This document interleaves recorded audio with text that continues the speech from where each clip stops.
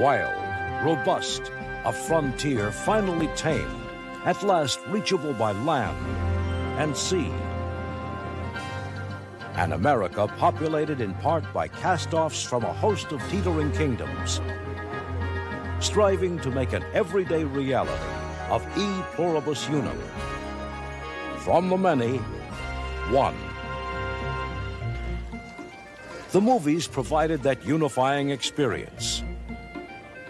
They all went to the movies to thrill to America's storybook heroes, their six guns blazing in the cause of justice. Then, when newsreels made their flickering debut in the early 1900s, together Americans of different clans and colors could grasp their country's growing importance in the world of nations. For 56 years, until 1967, newsreels were seen weekly by 40 million people throughout the United States. In World War II, newsreels reached their finest hour. They saw the American way of life at stake. Now they stood united behind real-life heroes, their own American sons fighting in the cause of freedom. They gave patriots back home a chance to catch glimpses of loved ones overseas and brought the battlefront to the home front. For this collection of edited newsreel footage covering the war years, we salute the courageous cameramen of World War II who gave their talents and sometimes their lives. A significant share of America's victory goes to them.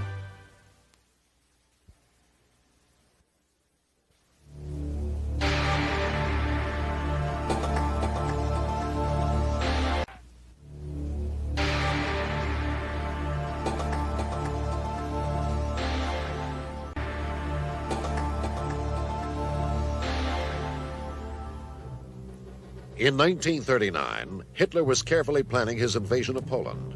He feared Russian interference, so under the guise of friendship, he signed a non-aggression pact with the Soviets and agreed to give them half of the conquered Polish territory. In addition, the Germans promised the Russians military armaments in exchange for Russian oil and Russian wheat.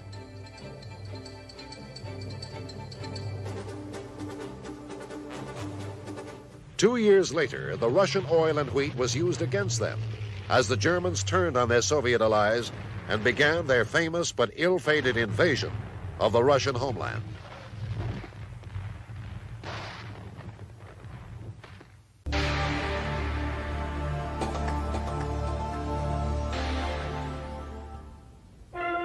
The day before, the Germans had occupied strategic points along the Norwegian coast. So on April 10th, 1940, the 2nd British destroyer flotilla was ordered to Norway to attack whatever German naval forces it might encounter.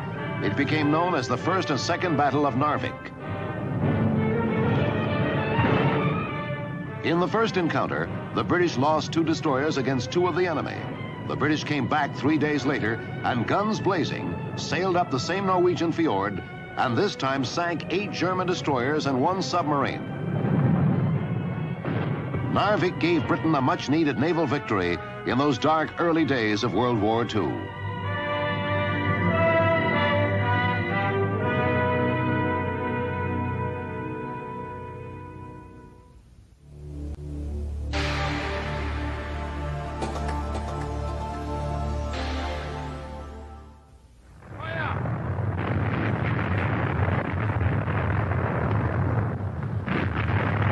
Once again, Hitler's war machine was in motion.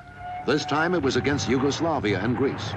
The date was April 6, 1941, and the date was crucial. Hitler attacked in the Balkans to protect his southern flank 2.5 months before starting his great onslaught against the Soviet Union in the east. Although it was an easy conquest, he made, from his point of view, a fatal mistake. By mounting his attack against Yugoslavia and Greece, Adolf Hitler delayed by 2.5 months his attack on the Soviet Union. He had planned on conquering Moscow before the onset of winter. Historians now say that had he not committed 20 divisions and 2.5 months of military effort in the Balkans, he might indeed have conquered Moscow and subdued Russia. Yugoslavia may well have saved the Soviet Union in World War II, but it is one of those might-have-been questions of history and human life.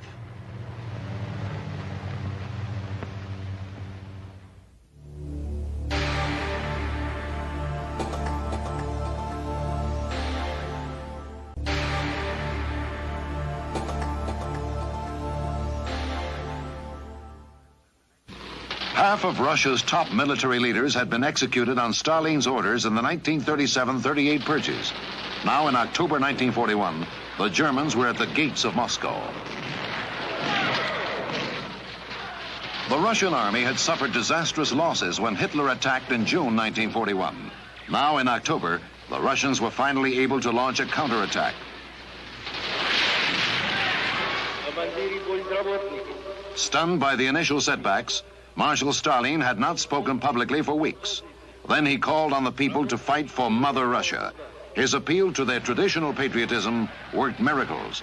The German drive was halted. The Soviet army broke the Nazi war machine in front of Moscow, but an ever-suspicious Stalin kept right on purging military commanders on charges of plotting against him.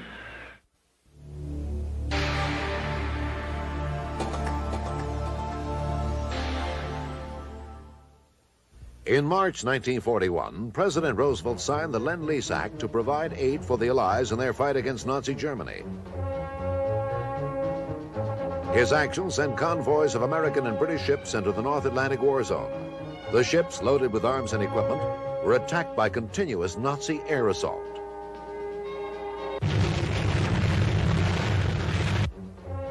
America's aid to one ally, Soviet Russia, was criticized by many.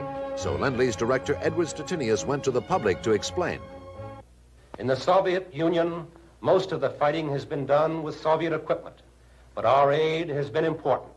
In the past year, we and the British together shipped to the Soviet Union over the northern route alone more than 3,000 planes and 4,000 tanks. Few countries ever repaid the $47 billion in Lend-Lease aid. The U.S. wrote off most of these debts, but not the Soviet obligation.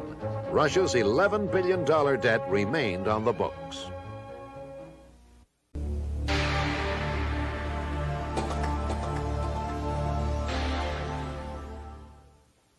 Neither the length of the struggle nor any form of severity which it may assume will make us weary or will make us quit.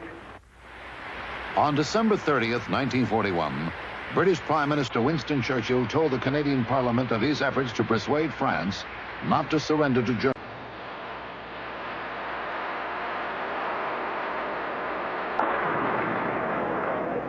Come next. Hitler and his Nazi gang of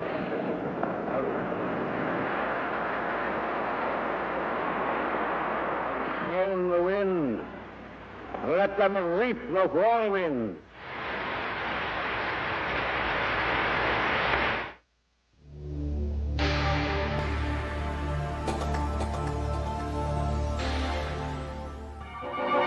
German submarines operating off our east coast sank 79 merchant ships in the 2 months following our declaration of war on Germany, December 11, 1941. To portray the Nazi U-boat menace dramatically, newsreel companies combined captured German films with film footage released by our War Department.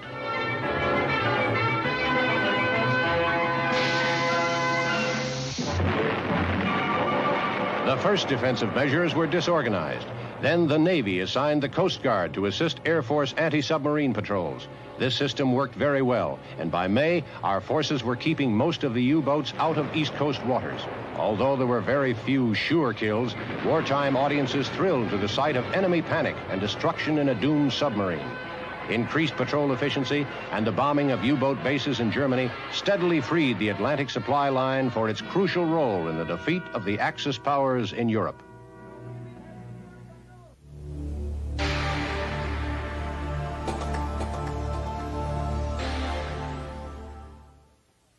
Four and a half days from keel to delivery.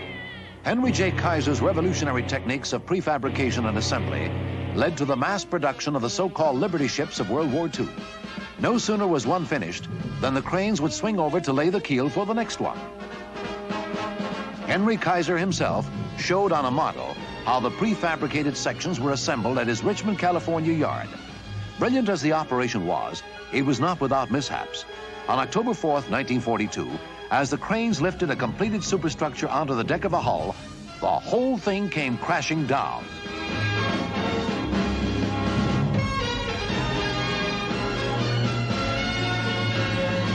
By 1945, American shipyards were turning out Liberty ships at a rate of better than one a day.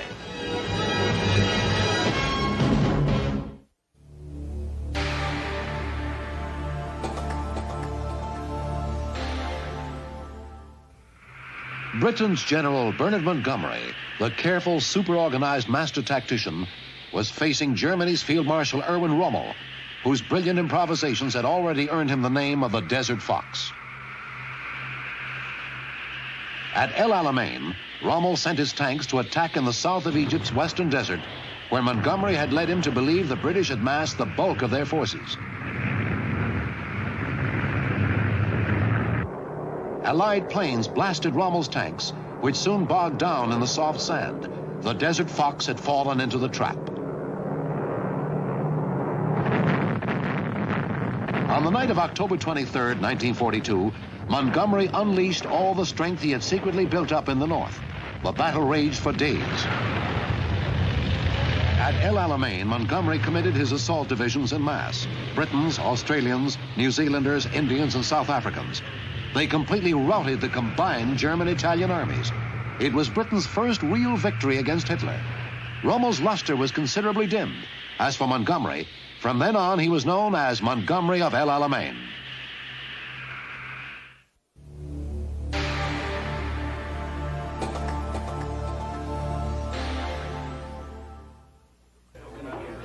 Colonel Jimmy Doolittle tells the dramatic story of that first surprise air raid on Tokyo, April 18th, 1942. Each pilot, co-pilot, bombardier, navigator, gunner, and the ground crews were volunteers and were carefully trained for the specific mission. Because we had no bases near enough to bomb Japan, the carrier Hornet served as a takeoff runway for Doolittle's B-25 Air Force bombers. We approached the targets right on the treetops, pulled up to about 1,500 feet, and dropped our bombs.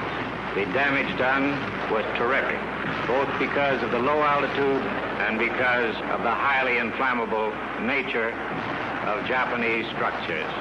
The targets selected were all of a military nature. Among them was a cruiser. A salvo of bombs left it enveloped in flames. Doolittle's men then flew on to China and were welcomed by Madame Chiang Kai-shek. Only 70 of the 82-man crew returned. But the daring raid raised American morale, and President Roosevelt promptly decorated Doolittle with the Congressional Medal of Honor.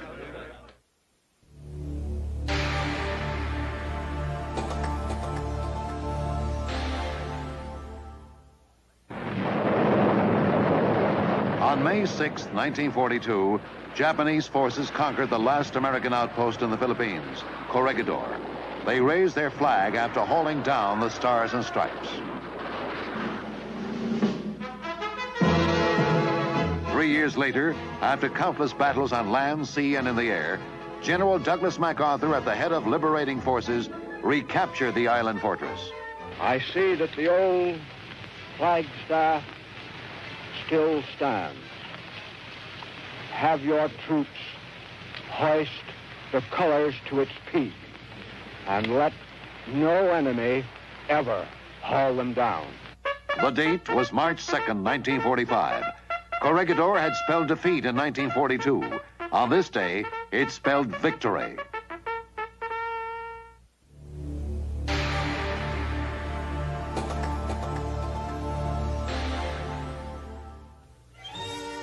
During World War II, captured Japanese films showing the surrender of Filipino and American soldiers in Bataan were shown to the American public.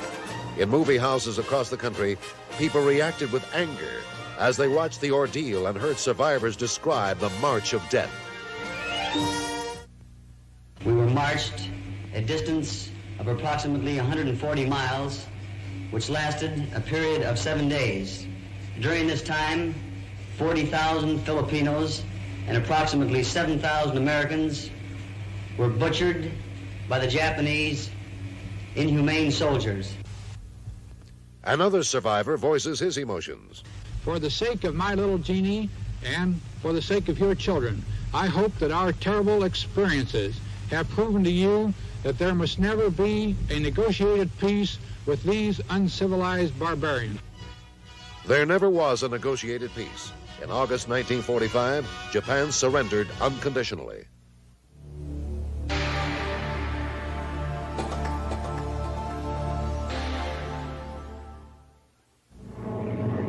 In April and May 1942, General Joseph Stilwell, in command of the Chinese 5th and 6th Armies, was in full retreat from Burma. While headlines in the United States spoke of smashing victories against the Japanese, the truth was that the Allies were desperately trying to reach a safe haven in northern India. General Vinegar Joe Stilwell, who had refused evacuation by air, personally led a contingent of Chinese, British, Australians, and Americans across wild rivers and forbidding jungles and mountain passes.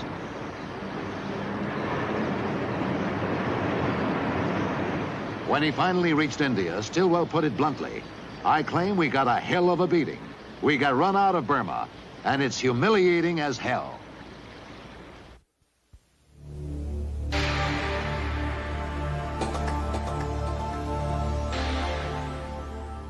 The island of Midway, 1,000 miles northwest of Honolulu, becomes a target for Admiral Yamamoto's Japanese fleet.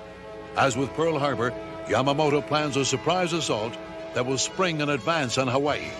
But U.S. naval intelligence decodes Japanese messages. The Navy prepares for a showdown. The Japanese try to decoy American ships towards Alaska, but U.S. forces refuse the bait. U.S. planes knock out a dozen enemy vessels, and the prize, 4 aircraft carriers. The Battle of Midway ends with a Japanese retreat. This turns the tide for the once invincible Japanese Navy. The U.S. will continue to suffer casualties, but the tide is definitely turning in America's favor.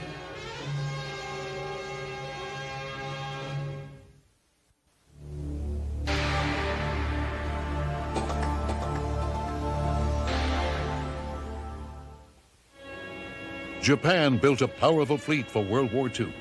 After the attack on Pearl Harbor, the Japanese Navy was determined to prevent an American counterattack by blocking Pacific Ocean invasion routes to the empire.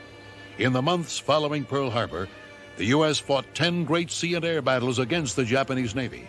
6 of those battles took place around the Solomons, a strategic chain of islands east of New Guinea and northeast of Australia. A decisive sea battle was fought when the Japanese tried to retake Guadalcanal.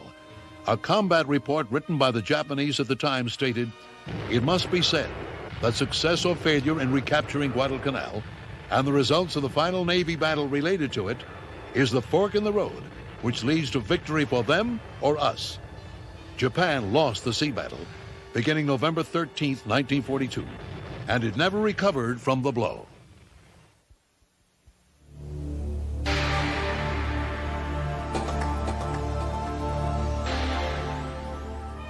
Guadalcanal, one of the Solomon Islands just east of New Guinea, sees Japan's first defeat on land in World War II.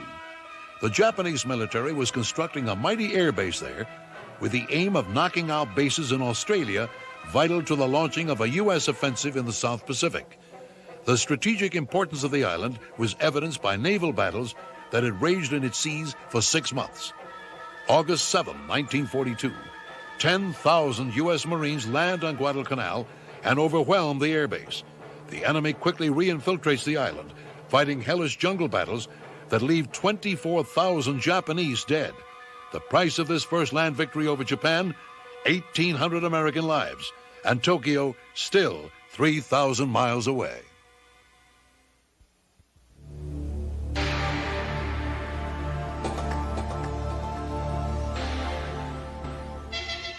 In June 1942, Hitler attacked Stalingrad with 23 divisions. It was to be the turning point of the German-Soviet conflict in World War II. Outnumbered at first, the Russians made the Germans pay heavily for every inch of the city. By November, the Soviets had encircled 250,000 Germans, but Hitler sent word German soldiers must triumph or die. Instead, after appalling losses on February 2nd, 1943, they surrendered. German General von Paulus, whom Hitler had promoted to Field Marshal the day before, bitterly denounced his callousness and military stupidity. After learning that von Paulus had joined his troops in captivity, instead of committing suicide, Hitler was incensed. To think, he said, that I promoted him to Field Marshal. After Stalingrad, Hitler never recovered the initiative in his war against the Soviet Union.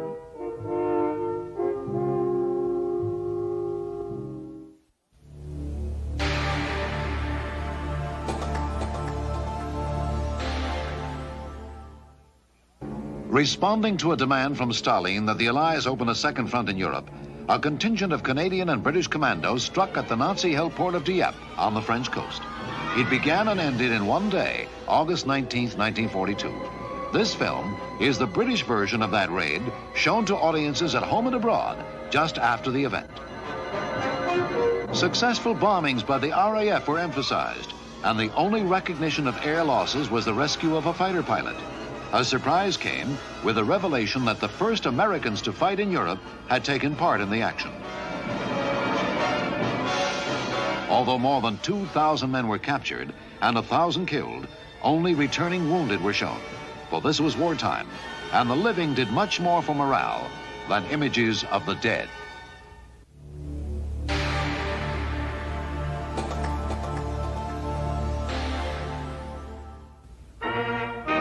The Nazis had held the French Channel port of Dieppe for 2 years, when suddenly on August 19, 1942, a British commando force with aerial cover attempted a landing.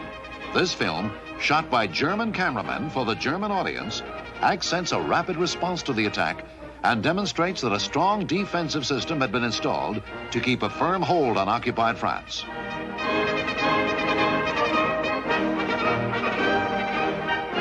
This first assault on Hitler's fortress Europe came as the Germans were attempting to encircle Moscow.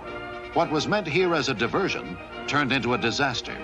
From its toehold on the shore, a force of 5,000 Canadian and British troops was dislodged within a few hours. 1,000 killed, many wounded, and 2,000 captured. In true propaganda form, only enemy wounded and dead were shown.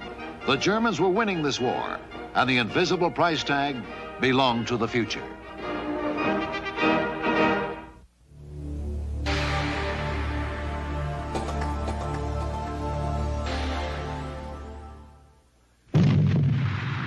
From the time American bombing missions first took off from the embattled British Isles in 1941 to the end of World War II in Europe, the scope of their efforts was unprecedented in military history. Almost 250,000 heavy, medium, and light bombers crossed and recrossed the English Channel, fighting off Nazi interceptors and flying through curtains of anti-aircraft fire to bomb German targets.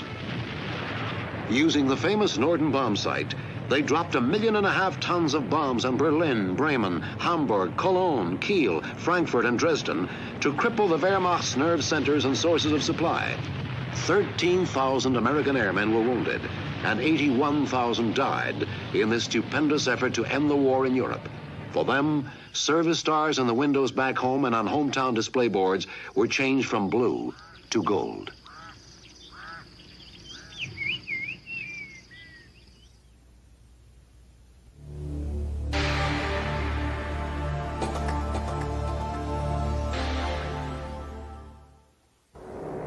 At the outbreak of World War II, Hermann Goering boasted that not an enemy bomb would fall on Berlin. But during the last 2 years of the war, more than 1,000 day and night bombings by British and American planes dropped nearly 170,000 tons of explosives and incendiaries on the city proper. The population fell by nearly 1 million.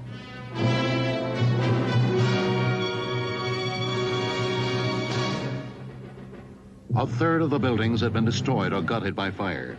Food was extremely scarce, and public transportation stopped completely in the last weeks. When the Soviets took the city in May 1945, they removed 85% of the remaining industrial equipment. 10 weeks later, the Allies entered a divided city that looked more like a graveyard. One of the few structures left untouched was the Olympic Stadium, where the black American track star Jesse Owens won 3 gold medals, but was snubbed by Adolf Hitler in 1936.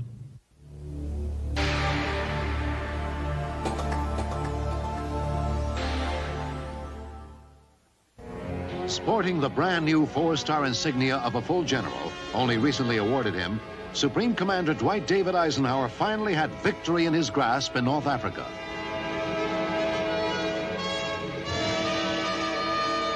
On May 7th, 1943, American, British, and French forces captured the Tunisian naval base of Bizerte. On May 13th, all Axis armies, some 275,000 men, surrendered to the Allies. The American performance in North Africa had been shaky at first. Untested troops had been bloodied in the initial battles, but final victory gave them self-confidence. The Allied triumph in North Africa, after 2 years of setbacks, was an important turning point in World War II.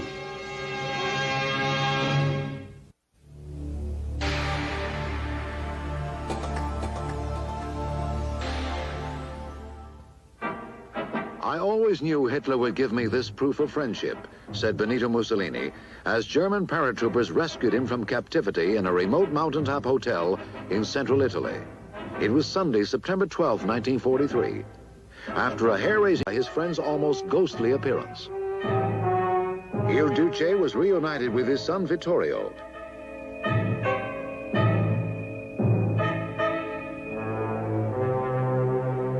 On September 19, 1943, he was formally restored to power thanks to his Nazi ally.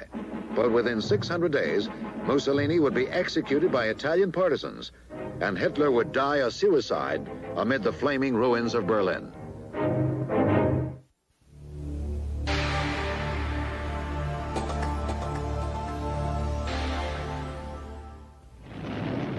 The squadron leader told them, if we hit it good, we might cut 6 months off the war. Good luck. They would need it.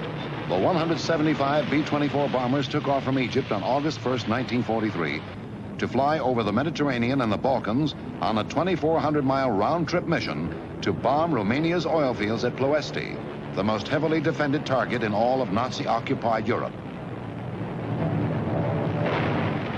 A Romanian eyewitness marveled at the accuracy of the bombing, saying it was like a postman dropping a letter in the box. Hitler lost critical oil supplies just when he needed them most on the Italian and Russian front. The price was heavy. 53 planes, 310 American airmen killed. 1 of every 5 who reached the target. But the Ploesti oil fields was such an important target that the commanding general had said the mission would be a success, even if no one returned.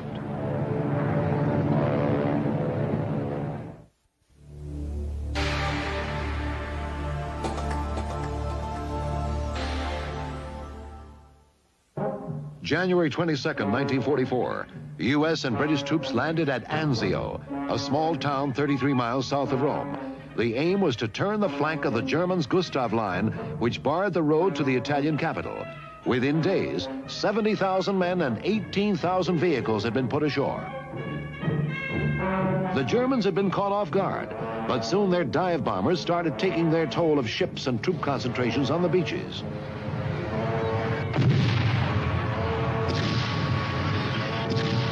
Germany's Field Marshal Kesselring held the heights overlooking the Anzio beachhead and started pounding the Allies at will.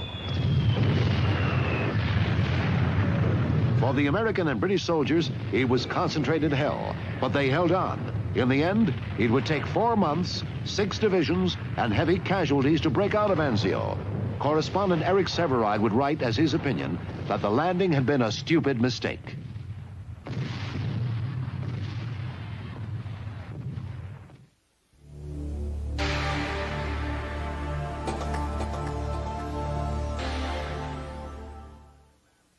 General Eisenhower and the Allied High Command knew they would come under heavy criticism.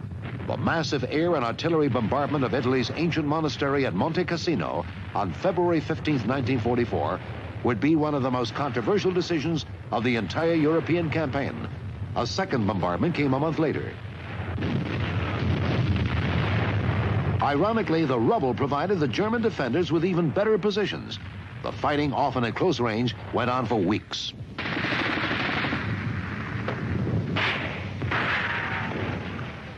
When at heavy cost the Abbey was finally secured, Hitler's propagandists would broadcast that the Allies were barbarian desecrators of a great religious shrine, glossing over the fact that their own troops had turned Monte Cassino into a fortress.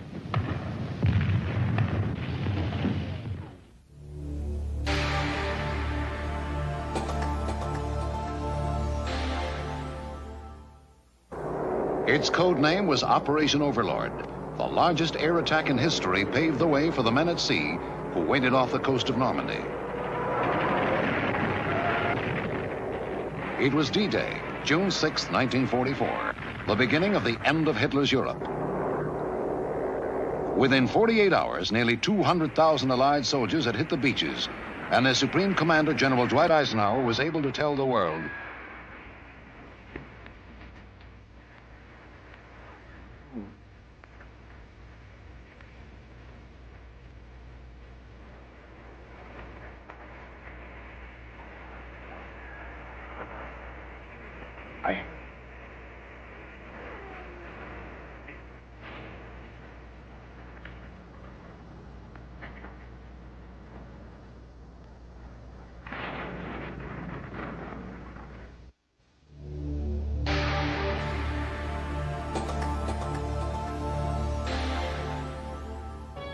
They called him Blood and Guts Patton.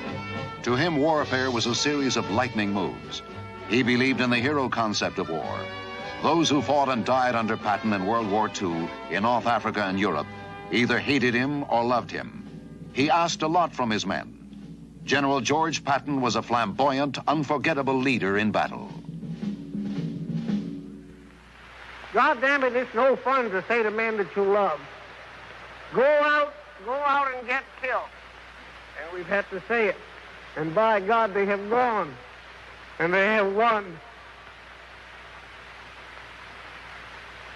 But I want you to remember that the sacrifice that these men have made must not be in vain.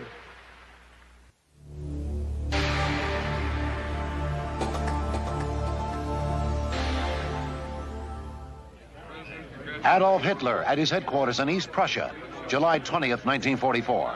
The Fuhrer trying in vain to stem the tide of defeat. Many of his top-ranking generals plotting by now to do away with him. When the bomb planted close to him during one of the briefings exploded on July 20th, to the conspirators, it seemed that Hitler had finally been eliminated. The room was a shambles. But Hitler was alive. I had incredible luck, he said. The explosion had merely sprained his right elbow and ruined a new pair of trousers. He vowed vengeance. Hundreds of officers were put on trial, publicly humiliated, eventually put to death, often after lengthy torture. 9 months later, with the Russians a block away from his underground headquarters in Berlin, Hitler himself put a bullet through his head. To victorious Allied soldiers, the memory of one of the bloodiest tyrants in history was one of ridicule.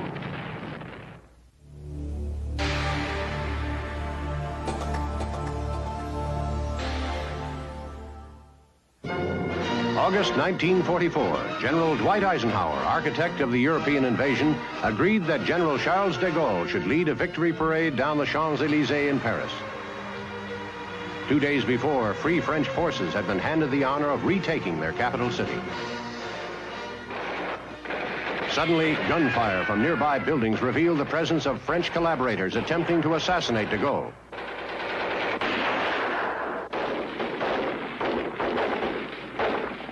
The man who had returned France to its former glory waited calmly for the shooting to end. He was his country's national hero. The sight of the captured snipers in German uniforms infuriated loyal Parisians, and the traitors were quickly tried and executed. De Gaulle went on to become head of state twice in his lifetime. Revered by generations of Frenchmen, he was not a popular figure with many of his former allies.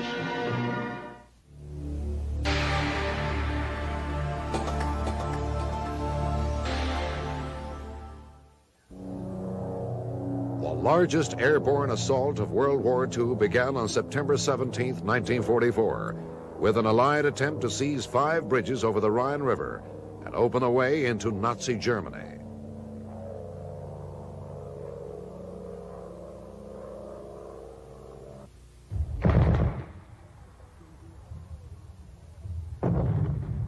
It was the 5th, the crucial bridge over the Lower Rhine, at a place called Arnheim, 64 miles behind German lines, that worried Allied commanders. The bridge had to be held long enough for British tanks to arrive. The airborne troops held on for 4 days. The tanks never reached the bridge. It was a bridge too far. The Allied operation that Field Marshal Montgomery hoped would quickly end the war had failed. Arnheim remained in Nazi hands until the end of the war.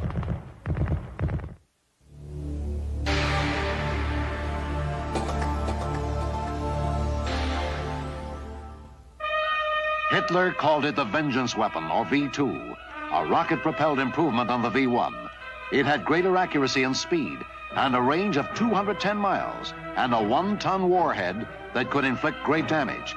It was first tested in 1942, not too successfully at first. In September 1944, the V-2 became operational. More than 5,000 were fired not only against England, but also Belgium and France, and at the end, even at some targets in Germany itself. In the midst of his final defeat, it was Hitler's last act of terror, claiming thousands of civilian casualties.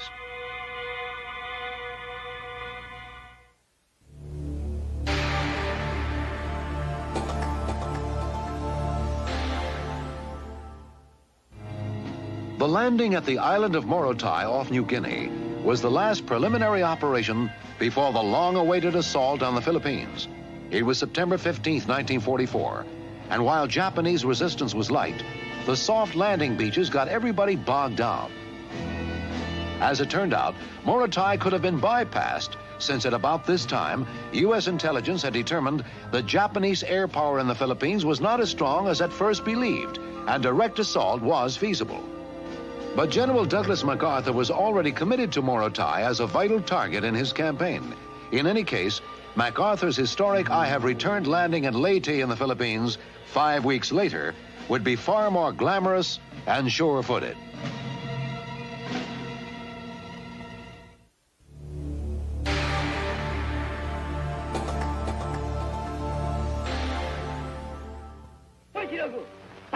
In October 1944, hundreds of Japanese pilots, realizing their country was losing the war, determined to hurl themselves against U.S. Navy ships to destroy them.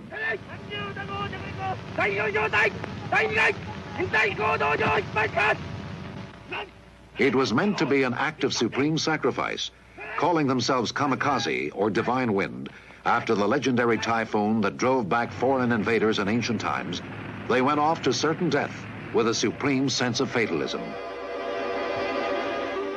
Kamikaze attacks involved as many as 1,500 planes at a time, but most of them were blasted out of the sky before they could reach the ships. For the Japanese, the kamikaze did not prove to be the ultimate weapon that could defeat the American invasion.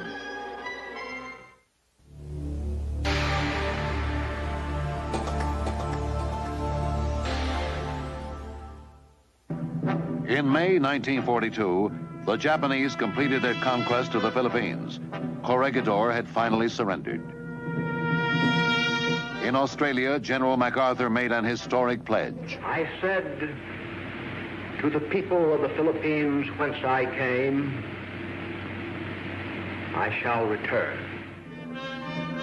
The road back to Corregidor in the Philippines would take 2.5 years. General Douglas MacArthur led American forces in a series of air assaults and amphibious operations that drove the Japanese from the strategic islands they had occupied. MacArthur acquired a reputation as a man who knew the value of the memorable phrase and the dramatic gesture. With the beaches still under Japanese fire, on October 20th, 1944, in one of the most publicized pictures of World War II, he stepped ashore in the Philippines, redeeming his historic pledge.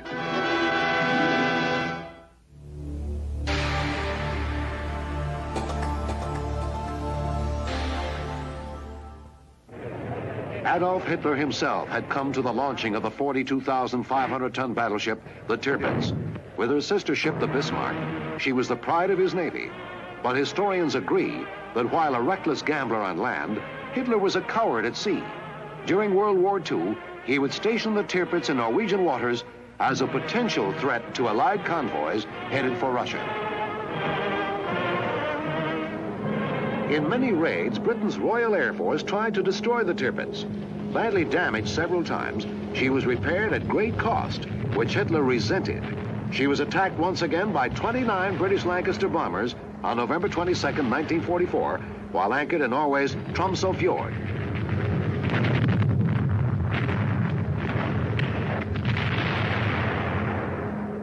Mortally wounded this time, the great battle wagon sank, with a loss of 1,400 officers and seamen.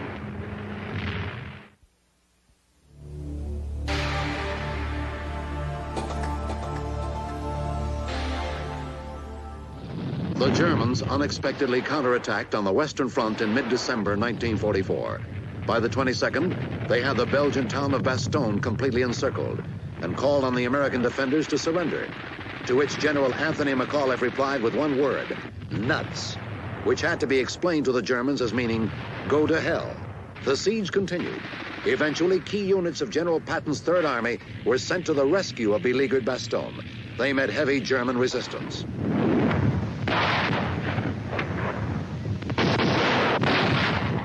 When the first units reached the outskirts of Bastogne on December 26th, they were greeted by McAuliffe with, I am mighty glad to see you. The weather had finally cleared, and Bastogne could be supplied from the air, while bomber and fighter planes pounded the enemy. Patton had sent his troops to the rescue of Bastogne with a special prayer for good weather, composed by a chaplain, whom he later decorated with a Bronze Star. McAuliffe's men became known as the Battling Bastards of Bastogne. McAuliffe's reply of nuts to the Germans has been written in the history books. He was decorated by General Patton. Why had he put it so bluntly to the Germans? McAuliffe, a man of few words, replied, their demand was absurd.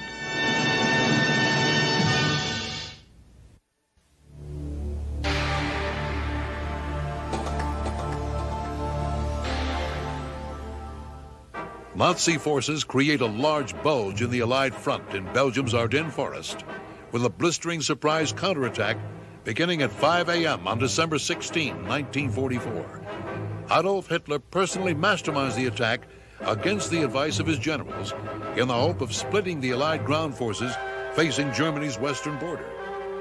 Though Nazi panzer divisions and infantry make stunning progress in the first 3 days of the Battle of the Bulge, the Allies soon tighten.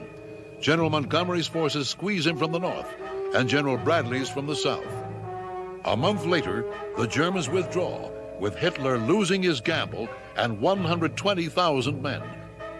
The days remaining for the Third Reich are clearly numbered and counting down.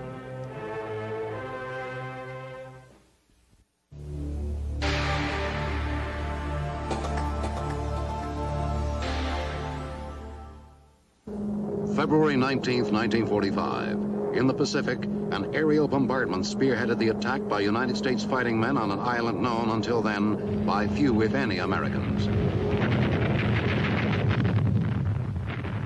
Naval ships joined in the combined sea and air operation that provided the support for an assault force of more than 75,000 Marines needed to secure a perilous beachhead.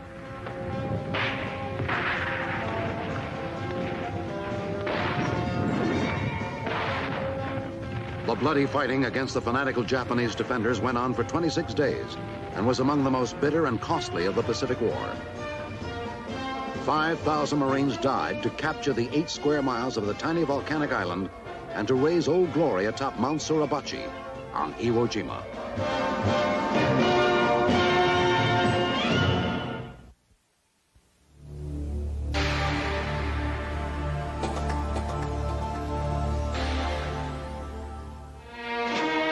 When in February 1945, President Roosevelt attended the Yalta Conference with Britain's Prime Minister Churchill and Russia's Marshal Stalin, he was clearly in poor health. When a month later, he reported to the Congress, he made an unusual reference to his handicap. I hope that you will pardon me for...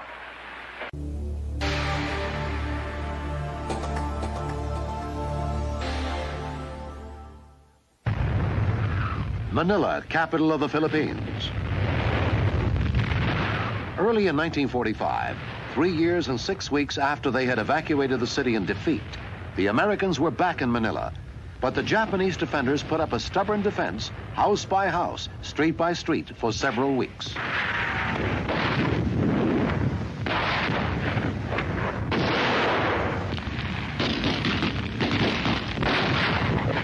The diary of a Japanese soldier read, "There is no hope. How will the Japanese homeland ever face this victorious enemy?" And one GI wrote, "I never thought it would be like this. We got to give our guts for every inch we get. I wish it were over with one way or another." American casualties on the Philippines' main island of Luzon, where Manila was the prize, included 8,000 killed.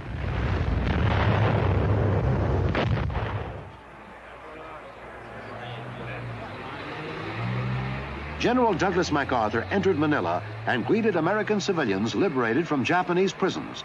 The end of an ordeal. Final victory over Japan was in sight, but still 6 months away.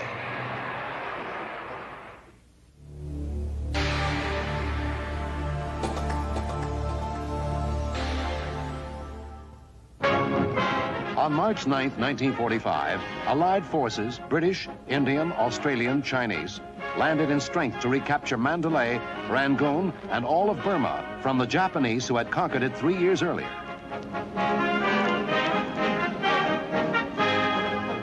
The war in Europe was just about over, and the Allies were now ready to deal the final blows on Japan.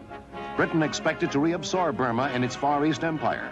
Though most Burmese welcomed their liberation from the Japanese, for the majority of them, Britain's earlier defeat at the hands of an Asian power spelled the end of British prestige and dominion.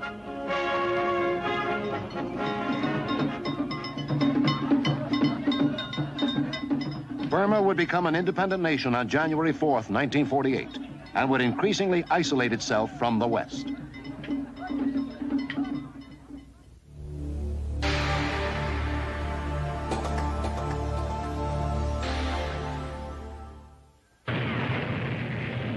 Jammed with planes ready to take off, loaded with high-octane gasoline, bombs, and rockets, the U.S. carrier Franklin had been hit by a Japanese dive bomber. It was March 19th, 1945. The Franklin was rocked by a series of explosions. 832 crewmen lay dead. 270 were wounded.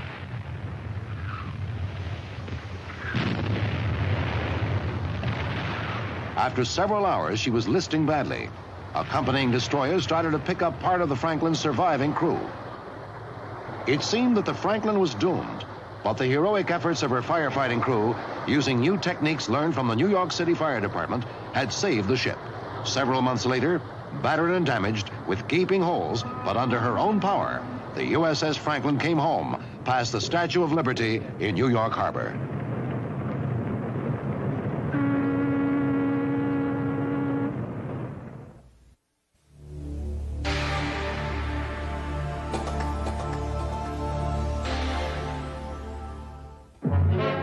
On March 5th, 1945, Allied troops captured Cologne. Then miraculously at Remagen, they found the railway bridge across the Rhine still intact. On March 7th, the 9th Armored Division took it before German demolition teams had a chance to blow it up. Allied troops would cross the Rhine without getting their feet wet. Hitler was furious and sent his few remaining planes to destroy the bridge. Under their near misses, the already weakened span collapsed, hurling some GIs into the icy waters, from which they were eventually rescued.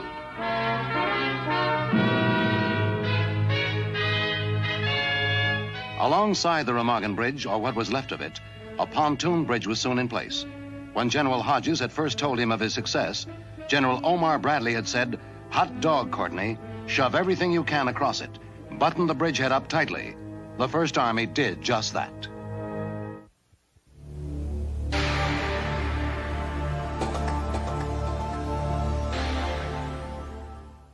On April 16, 1945, Soviet forces launched their final assault on Berlin, capital of Nazi Germany. By April 20th, Hitler's 56th birthday, the Russians were within artillery range of the city. Hitler could hear the explosions of their shells in his underground headquarters. Soviet soldiers fought their way ever closer to Hitler's headquarters, flushing German defenders out of rubble and sewers. But Hitler himself escaped the victorious armies by committing suicide, saying, "I have to admit, Germany is beaten." In Moscow, as in all other Allied capitals, wild rejoicing greeted Germany's surrender. The war in Europe was officially over at midnight, May 8, 1945.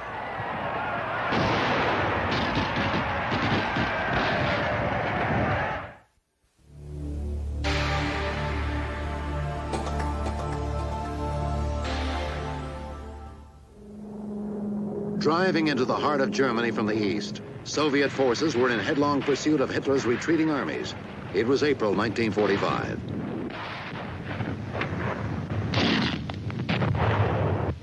In the west, U.S. forces with their British, Canadian, and French allies had overcome all German resistance and were on their way to link up with the advancing Russians in the middle of Germany. The historic meeting took place on the afternoon of Wednesday, the 25th of April, at Torgau on the River Elbe, 75 miles south of Berlin. "This is the happiest day of our lives," said one Russian major. "We meet one another, and this is the end of our enemy." Russians and Americans traded war experiences, spoke of families and home, exchanged all sorts of souvenirs, and celebrated their friendship for several days. The goodwill was soon to turn into confrontation between the United States and the Soviet Union. The meeting at the Elbe was the high point of a wartime alliance, which could not submerge clashing interests and ideologies.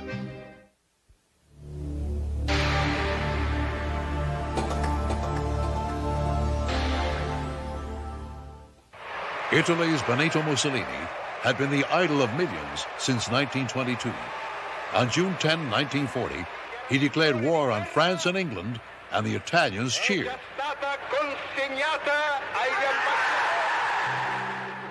5 years later, with his mistress, he lay dead on the pavement of a gas station in Milan, executed by Italian partisans while trying to flee disguised as a German airman. In his glory days, he had quoted an ancient Roman folk hero, "If I advance, follow me. If I retreat, kill me." On April 28, 1945, they killed him, and the spectacle of a mob's revenge on his body was one of the more gruesome spectacles of the end of World War II.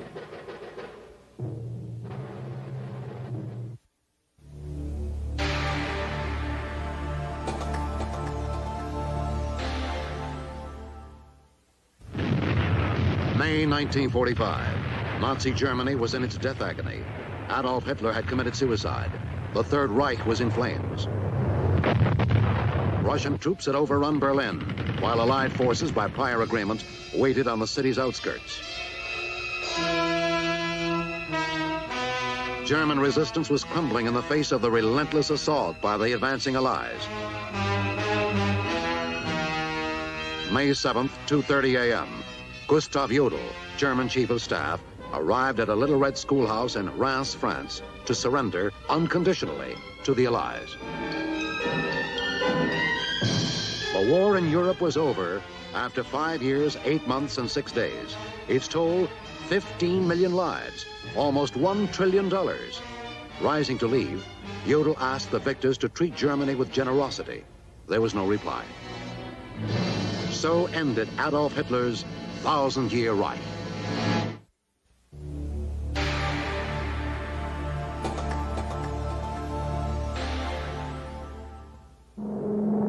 On August 4th, 1945, American planes showered Hiroshima with the obscure message, "Your city will be obliterated unless your government surrenders." 2 days later, by order of President Truman, the first atomic bomb was dropped on Hiroshima. It was nicknamed Little Boy. 100,000 people died within an hour.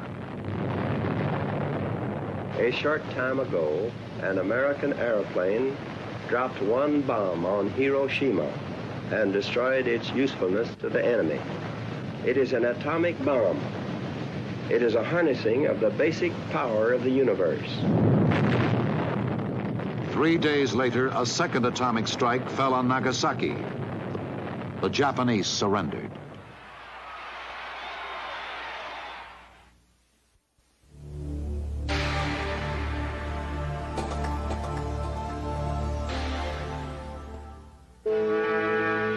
After the firebombings of Tokyo, the atomic devastation of Hiroshima and Nagasaki, Emperor Hirohito decided that Japan must surrender.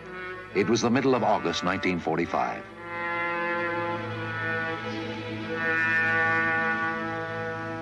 Despite the devastation and the hopelessness of Japan's position, die-hard militarists wanted to continue the war. But the emperor for once made an independent decision. He would deliver an unusual broadcast to the nation. Unusual in that the Japanese had actually never heard his voice. Unusual also in that he spoke a kind of ancient court language the average Japanese could not understand. But somehow they understood. Japan had lost the war and must surrender.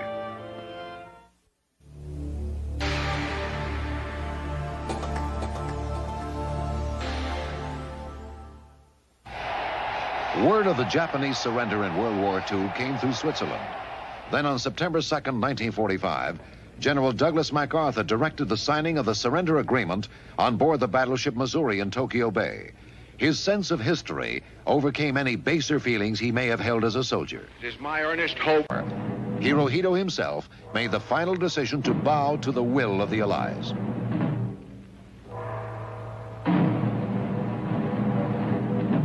Let us pray that peace be now restored to the world and that God will preserve it always.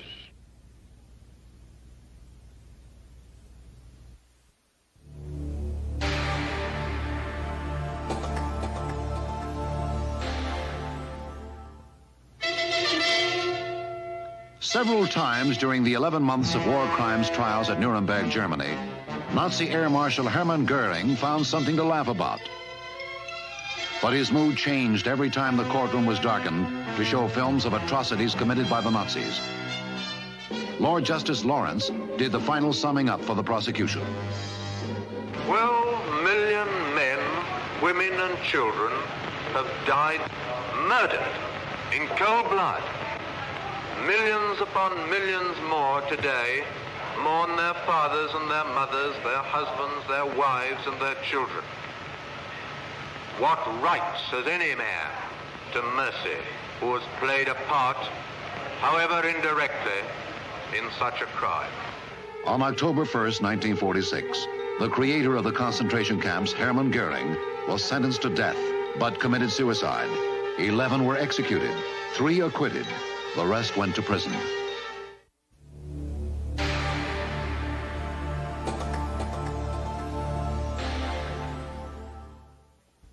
Dispositions have been taken to eliminate for all time the authority and influence of those who misled the people of Japan into embarking on world conquest, and to establish in Japan a new order of peace, security, and justice. So spoke General Douglas MacArthur.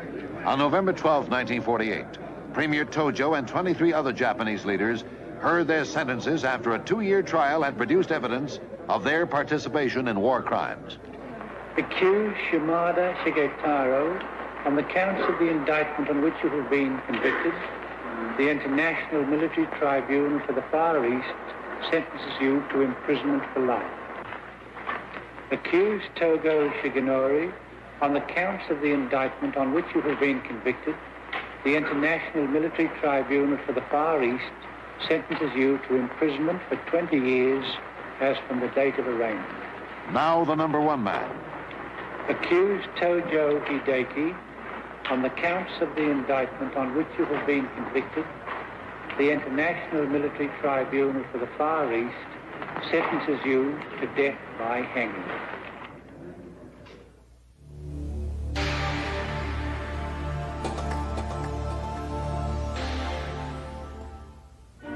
Along with Heinrich Himmler and Air Marshal Hermann Goering, other Nazis close to Adolf Hitler included men like Joseph Goebbels and many lesser-known but important figures.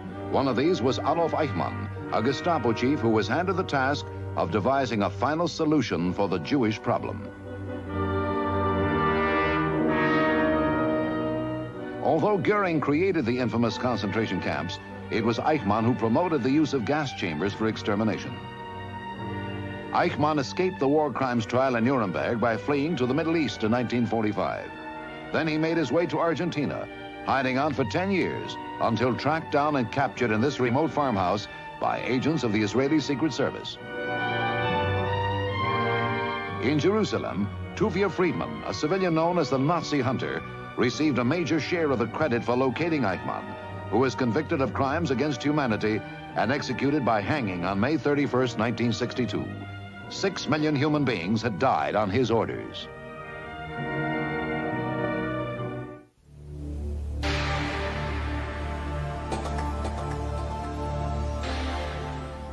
April 1967, a monument now stands where their cries were heard, where the acrid stench of burning bodies filled the air.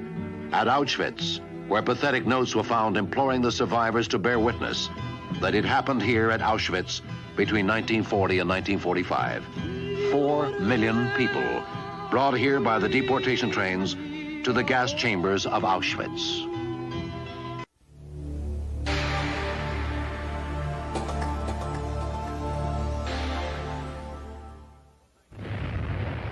In the mid-1950s, President Dwight Eisenhower recorded this lasting tribute to the symbolic hero of World War II. All agree in the selection of the one truly heroic figure in that war. He is G.I. Joe and his counterpart in the air, the Navy, and the Merchant Marine. He has braved the dangers of U-boat infested seas. He has surmounted charges on desperately defended beaches. He has fought his tedious, patient way through the ultimate in fortified zones. He has endured cold, hunger, fatigue. His companion has been danger. Death has dogged his footsteps. He and his platoon leader have given us an example of loyalty and indomitable courage that will live in our hearts as long as we admire those qualities in men.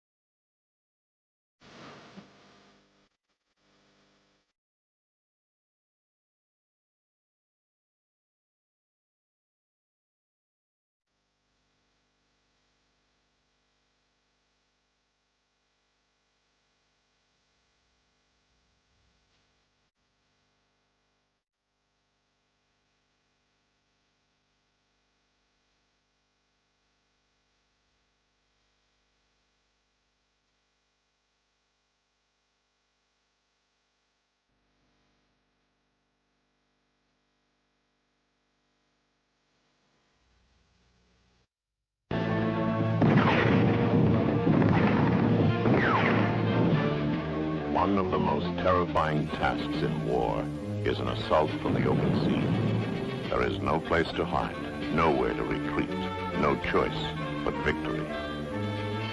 This is the story of the United States Marines who specialized in that task in World War II. island hopping across 7,000 miles of the Pacific, the longest odyssey in all military history. But for those individual Marines who, with quivering stomachs and pounding hearts, took one island after another, there was a verse written by an unknown Marine on Guadalcanal, which would for all time epitomize their true feelings. These were the lines they scribbled on the bows of the landing boats, scrawled on the beaches, etched forever with acid into their hearts. And when he goes to heaven, to St. Peter he will tell, "One more Marine reporting, sir. I've served my time in hell."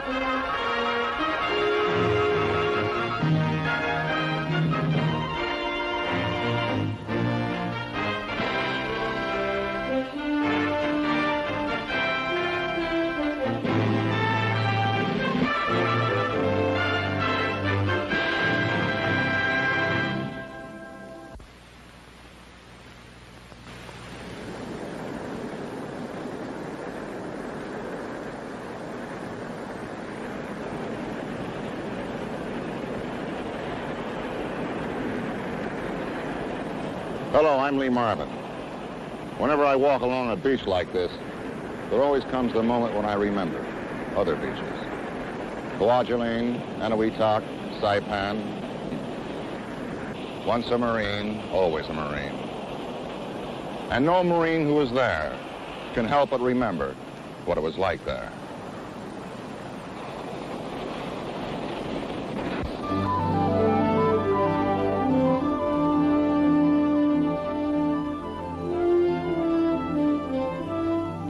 Our unique adventure was recorded for the first time in warfare on color film or on priceless eyewitness paintings by combat artists.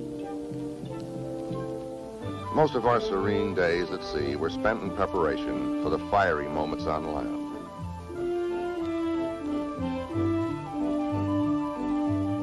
For our first attack, we'd heard that on a remote island called Guadalcanal, the Japanese were building an airfield that could cut seaborne communications between America and Australia. So in those dark days, right after Pearl Harbor, the Navy hastily assembled a makeshift invasion fleet and a not yet fully trained division of Marines.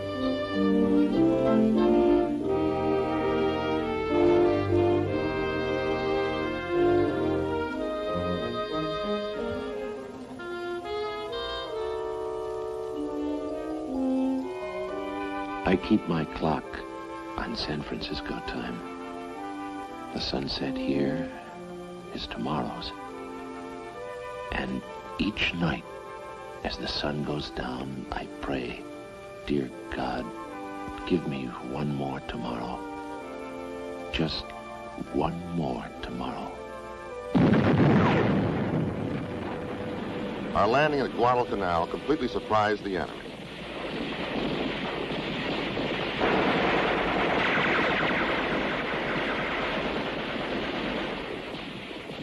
We quickly captured his airfield and his stores of rice and sake.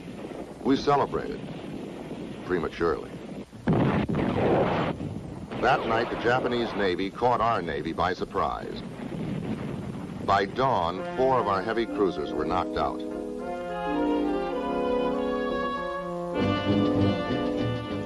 Our warships and cargo vessels fled for safety, with most of the supplies that we needed so desperately still in their holds. We Marines were alone, surrounded by overwhelming Japanese air, sea, and land power. Our time in hell had begun.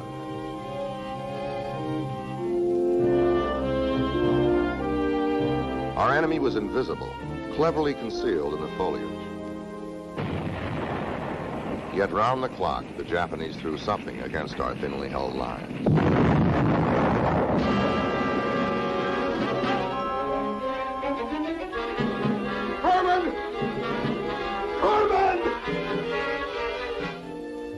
Suddenly he was there. Fingers as gentle as gauze. Never knew his name. But I'll never forget the Jesus look in his eyes.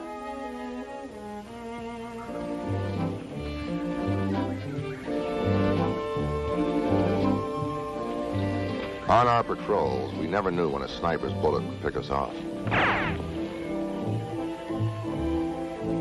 And there were other enemies, malaria, leeches, and the endless wetness that caused a living jungle rot to fester on our skins. Yet we also had friends who would find our wounded and bring them back to our lines. I like it here. All the variety of things to do, like scrubbing your laundry by hand or boiling it in the garbage can. Variety, suspense, like hanging up your clothes to dry, see how many months it takes. Or counting mosquito bites, see who's got the most per square inch. Or counting the worms in your rice. Worms. That's fresh meat for Marines. I like it here. I like to listen every night to the crooners in the jungle. Japanese drink Marine blood. Blood? Well, I'm from Los Angeles, California. If you're counting in blood for me after what the mosquitoes and the leeches and the dysentery have done, you're gonna die of thirst.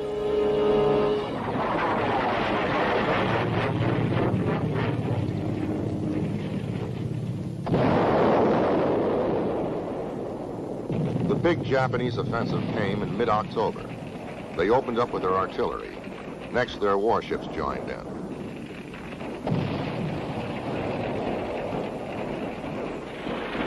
Then one black midnight, thousands of them screaming "Banzai, Banzai," raced in wave after wave against our lines on Bloody Ridge. But in charge of our machine guns there was a sergeant nicknamed Manila John. And Manila John and his crew stuck by their guns and kept firing. In all that night, they fired 26,000 rounds of ammunition. For his actions, John Basilone won the Medal of Honor. And for similar actions, so did Sergeant Mitchell Page, who kept firing his machine guns even though they were so hot that both his arms were burned right up to the elbows. By dawn, the October offensive was smashed. Our enemies were no longer invisible. They had gone to their deaths believing in the samurai code, that the greatest goal in life was to die for one's emperor. And all those who so died would be honored as deities in the shrines of their homeland. In our eyes, their banzai charges were senseless. In their view, these were not corpses, they were gods. And those who we captured, only because they'd been unconscious, they were now lost souls, disgraced, excommunicated from the land of their fathers. But they were human. They had to have some social bonds, some allegiance to someone. Trained to respect authority, they adopted us now as their new fathers. During the entire Pacific War, no Japanese prisoner of war in our custody ever tried to escape. Most vied with each other to give us the fullest details of their troop dispositions and plans. We, their ex-enemies, were now their only friends.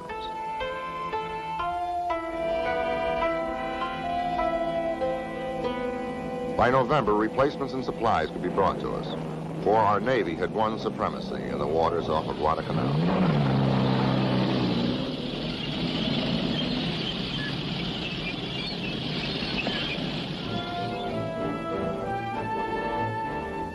Finally, we were relieved. We suffered battle casualties, individual weight losses as high as 45 pounds, and assorted miseries from rain, heat, insects, dysentery, malaria, and a disease that we called the Goonie bird stare, a disorder of thinking and living, or even wanting to live.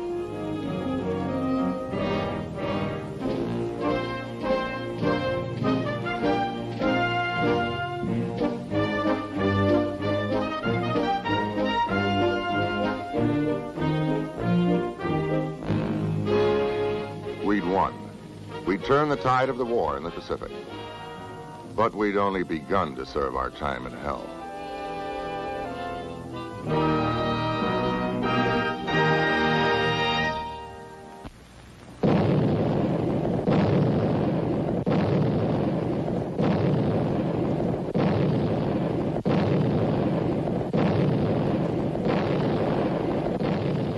the curtain rose on the most theatrical and terrible tragedy of the Pacific War, which, like all tragedies, would illuminate for one convulsive moment man's incredible inhumanity and nobility.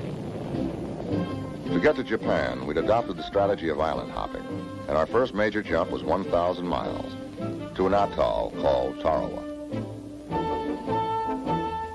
The only island on the Tarawa Atoll big enough to contain an airfield was Badio, a strip of sand only 2 miles long.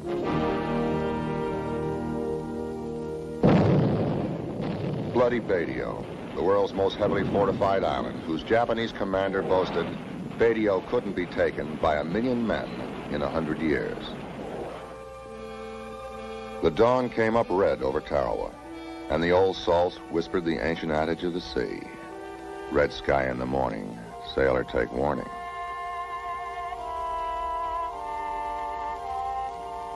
Red indeed was to be the color of Tarawa, for the Japanese code permitted no exit but death, and we Marines, as usual, had drawn up no plans for retreat.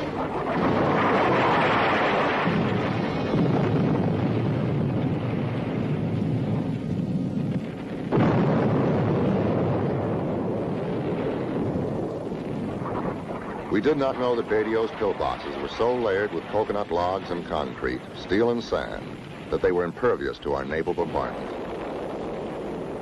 Soon, through tiny gun ports, the invisible enemy began laying down deadly lanes of fire. Of the Marines in the first 3 waves, 70% quickly became casualties, and there was no way of getting all the wounded out. For of the 86 Amtraks that had carried them in, only 15 were now operational. Yet, though disorganized and disabled, individual Marines continued to attack. Alone, Sergeant Bill Bordelon leaped over the seawall and blew up 2 pillboxes. Then a machine gun hit him, but he picked up another charge and flung it at the 3rd pillbox. Then he was hit again, and he died.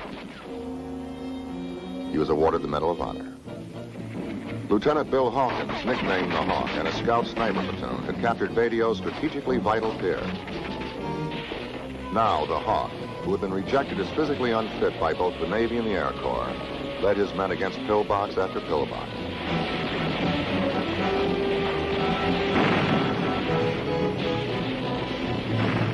Even when shot in the chest, he refused to be evacuated. Instead, he knocked out 3 more machine gun nests. Then a mortar shell hit him. The Hawk died on the beach at Badio. He, too, won the Medal of Honor. Yet valor became so common on Tarawa that it went unrecognized. But there were too few of us on shore. The outlook was desperate. Worst of all, the tide was lower than expected. The boats of an entire battalion were hung up on the coral reef. While on the beach, a half a mile away, a few hundred fellow Marines desperately needed help. Out on the reef, then, we felt that old Marine Corps feeling. The pride of being tough and the bitterness of always getting the dirty end of the stick. So it was up to us to wade in through 500 yards of open water, straight into the mouths of the enemy guns. Our fellow Marines ashore needed help. And so we waded in, each man often murmuring to himself the old familiar words he had learned in his childhood. Our Father, who art in heaven, hallowed. Hail Mary, full of grace, the Lord is with thee. Hear, O Israel, the Lord thy God. The counties of Arkansas are Arkansas, Ashley, Baxter. Thy kingdom come, thy... Hail Mary. Hear, O Israel. Crawford, Crittenden, Cross. For thine is the King full of grace, the Lord thy God. Benton, Boone. Bradley. Our Father, who art... Pray for us sinners now and at the hour of our death. There's 1. Dallas, Desha, Drew, Faulkner, Franklin, Full.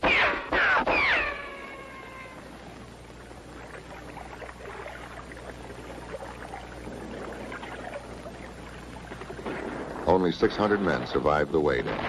But as a result of their help, David Shoup, then a colonel, commanding the Marines at Badio, was able to radio back. Casualties many, percentage dead, unknown, combat efficiency, we are winning. We were winning because men like Lieutenant Bonnie climbed onto the top of the biggest Japanese pillbox and could not be dislodged.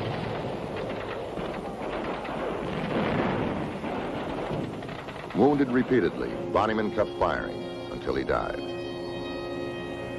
But now our bulldozers could move in and seal off the air vents with sand, suffocating the enemy inside. And soon we were sure we were winning, for many of the Japanese, faced with defeat, began killing themselves.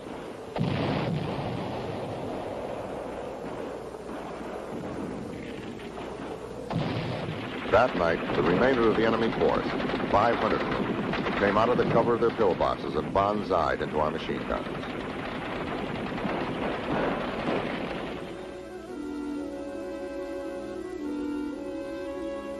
"76 hours after our first wave hit the beach, Badio was ours.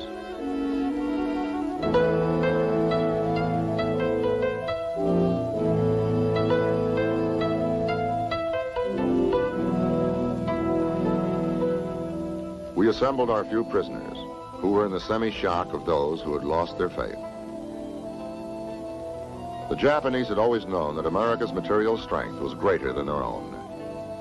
But they had gone to war believing that war was not just a matching of armaments, but a contest between the Japanese faith in the spiritual and the American faith in material things.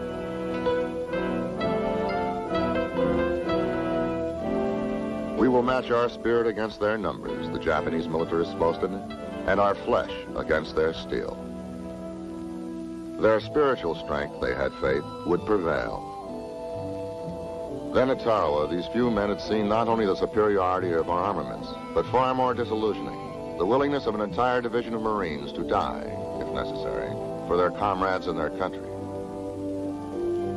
The greatest tragedy of Tarawa was that there was no way to transmit to Tokyo the word that America was strong, not just in material things, but in those of the spirit as well.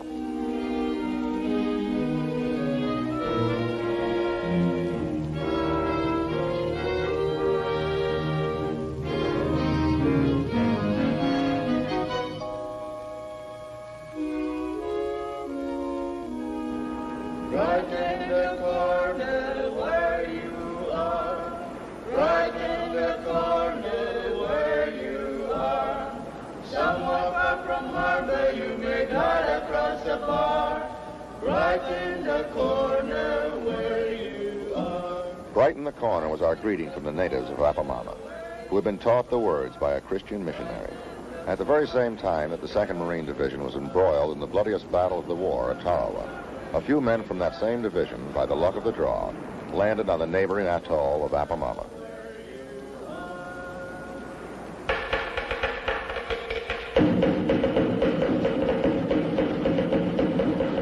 Here there were no enemies, just a Marine's dream come true.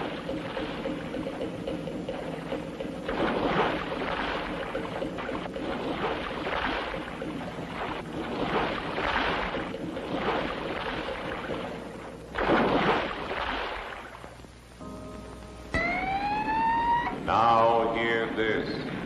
Now hear this. The word was, now that we had taken Tarawa and the adjoining atolls of Kwajalein and Enewetak, our next big hop would be to the Marianas, Saipan, Guam, Tinian, bomber range from Tokyo for the new B-29s coming off the assembly lines.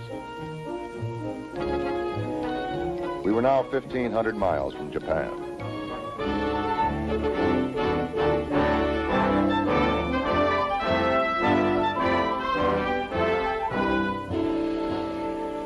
In 21 tension-packed days, we took Guam.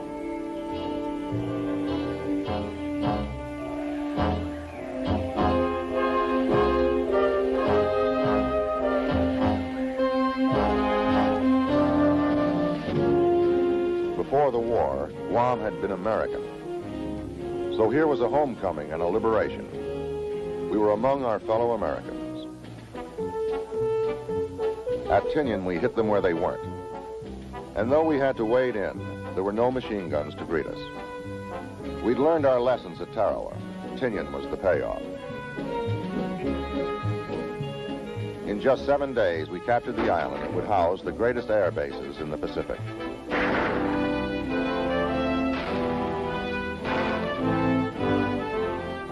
Tinian was short and sweet for all hands, including the children who captured us.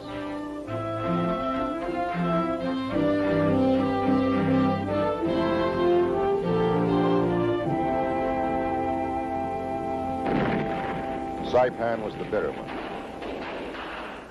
Saipan, only 14 miles long, where they held out for 25 fiery days.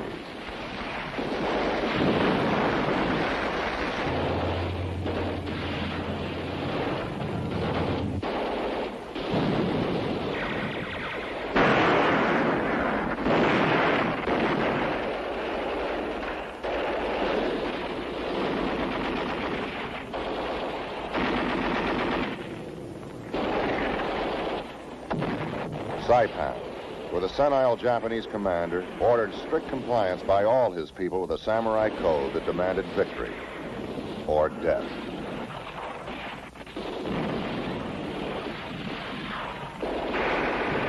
It was not enough that in the last days of the battle, he ordered his soldiers into the biggest banzai charge of the war.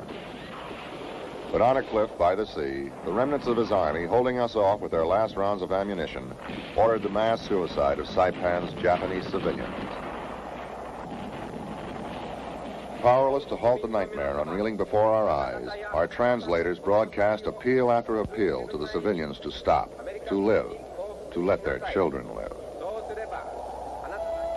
Some responded, escaping to our lines and to life.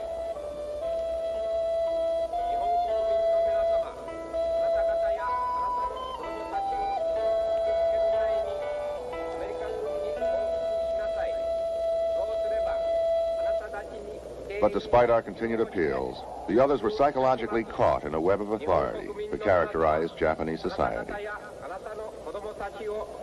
Even as we pleaded, by the hundreds, mothers and fathers threw their children into the sea and leaped after them.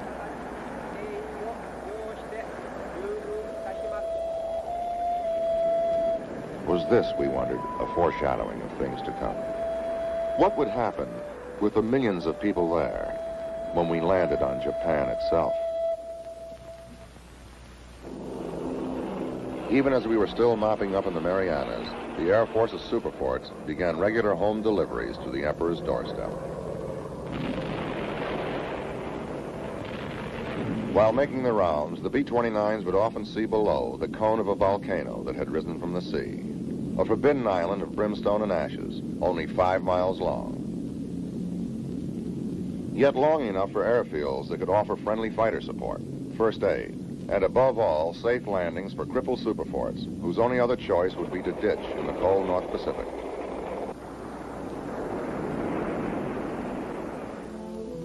No outsiders had ever set foot on Iwo Jima, the Japanese words for Island of Sulphur.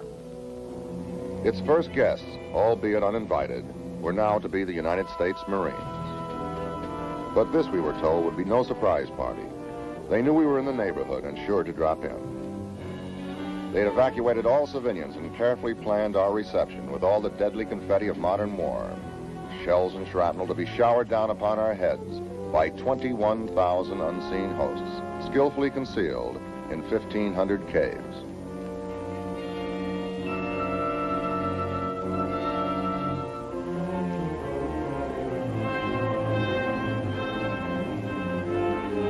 As best we could, we prepared ourselves for Iwo Jima. We did not then know that, since no matter how we fought the battle, almost every Japanese soldier there would die anyway. It had been proposed that this exclusively military target be shelled from the sea with gas. Then Iwo would be ours with no loss of American lives. But the proposal was disapproved by President Roosevelt because he felt it would set a bad precedent.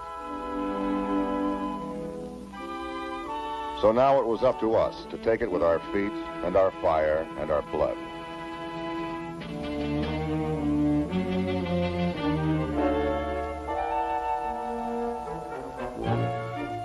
Land the landing force, the bullhorn bellows.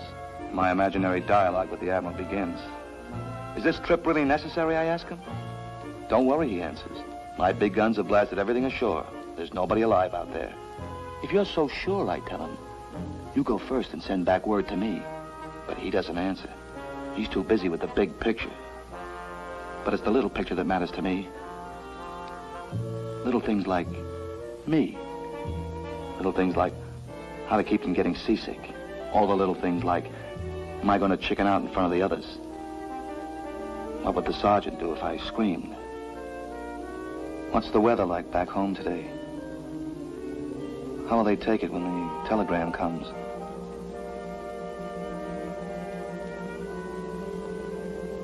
Wouldn't it be a shame for a guy so young to die? From the heights of Mount Suribachi above us, they watched and they waited while the first 3 waves got ashore. Waited while the surf got high. Waited while the boats got swamped. Waited while the beach became cluttered with men and supplies. Waited. Waited. Waited.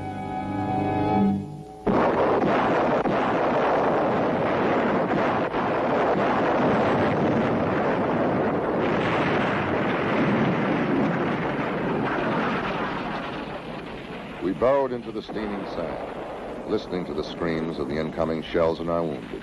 And thus paralyzed, we waited for death and the corpsmen to come. But one man stood up and shouted, "Let's get the hell off this beach." And so we got off the beach.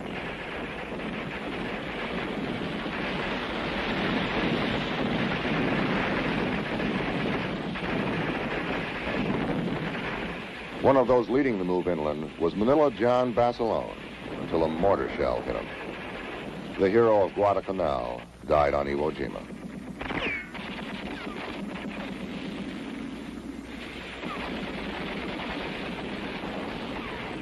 Also leading the dash up Suribachi was another veteran of Guadalcanal. Accompanied by 2 demolitions men, Tony Stein attacked one pillbox after another.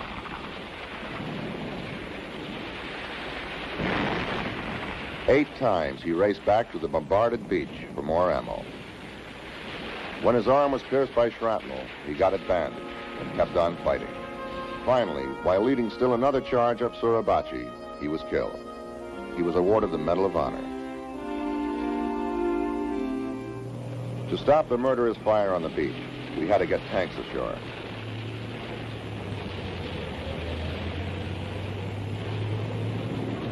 But the magnetic sands were saturated with ceramic mines. So we got down on our hands and knees and dug them out with our bayonets. Offshore, the destroyers moved close to the volcano and blasted point blank at the invisible enemy. By afternoon, we had our artillery ashore. First to fire on Suribachi was a gun called Glamour Gal.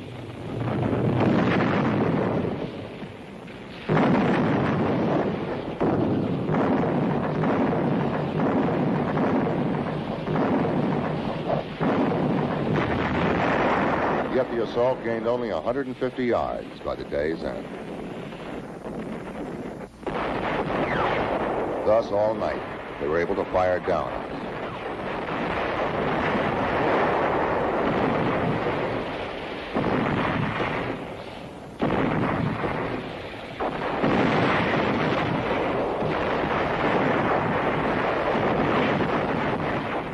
Just before dawn, they hit one of our ammunition dumps.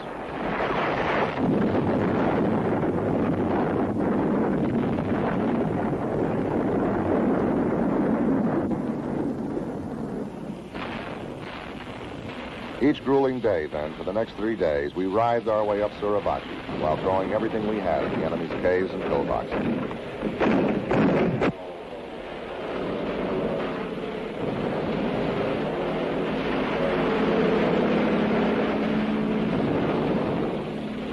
Mostly we relied on men on foot, with no armor but their courage.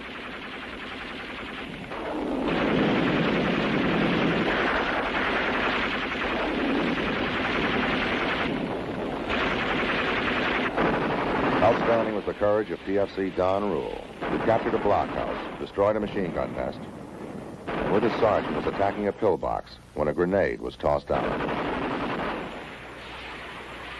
Rule leaped on the grenade, giving his life to save the life of his fellow Marine. During World War II, 27 Marines, like Rule, won the Medal of Honor by throwing their bodies on grenades to save the lives of their fellow Marines.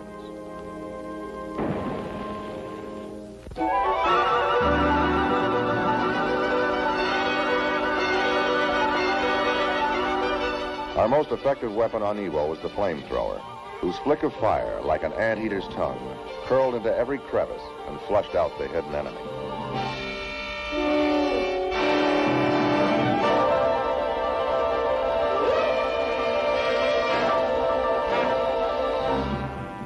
This was indeed their time in hell, even more than ours.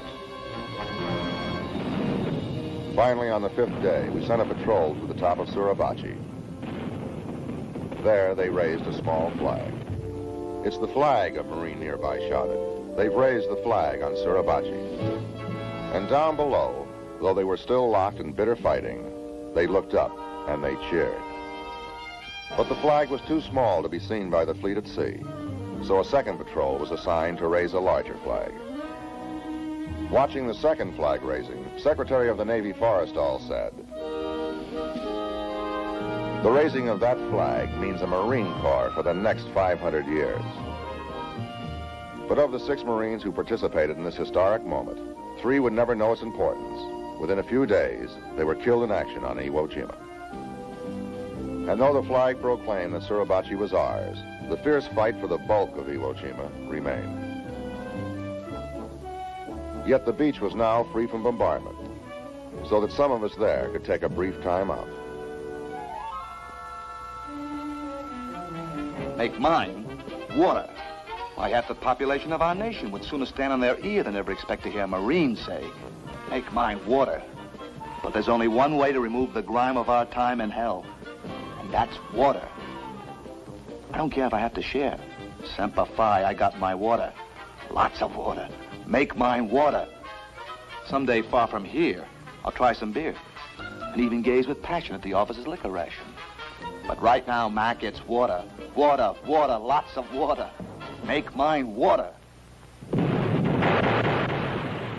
Worse even than the battle for Suribachi was the day-after-day ordeal of attrition against the northern series of ridges known as the Meat Grinder.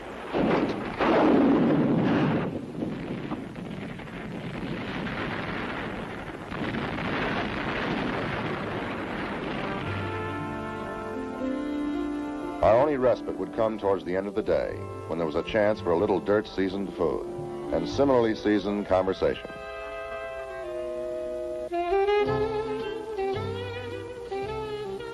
This food's so bad, we should feed it to the Japs. You don't like my cooking, go back to your wife. Right now, I go back to anybody's wife. This garbage reminds me of a diner I used to eat at, back in Jersey. Newark? No, Jersey's got more than Newark.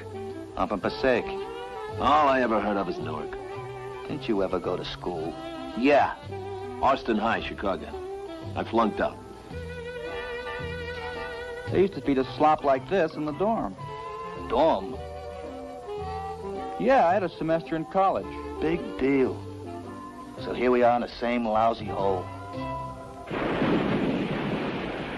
Despite our firepower, we had in 7 days, at a cost of 8,000 casualties, seized less than half the 5-mile-long island. During the next 2 terrible weeks, the mileage rate on Iwo would remain fixed, 4,000 Marines per mile.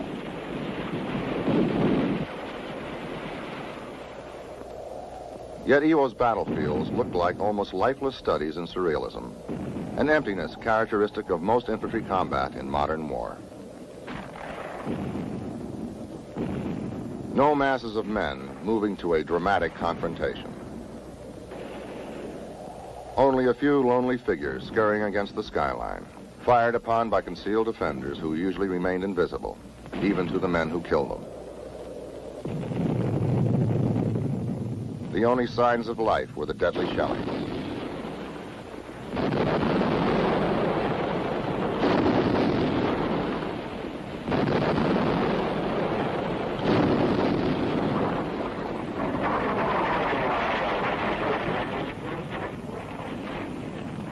From the point of view of the foot soldier, the only man up front was himself, and, hopefully, a cherished buddy or two.